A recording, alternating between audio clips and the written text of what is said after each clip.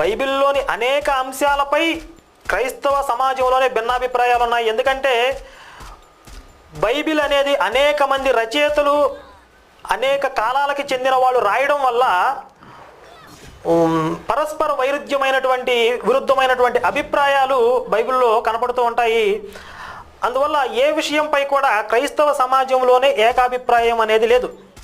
క్రైస్తవంలోనే అనేక వర్గాలుగా అనేక శాఖలుగా విడిపోవడానికి ఇదొక ప్రధాన కారణం. అలాగే ఈ బైబిల్ దేవుడు యెహోవాకి రూపం ఉందా లేదా అనే విషయంపై కూడా భిన్నమైన అభిప్రాయాలు వ్యక్తమవుతూ ఉన్నాయి.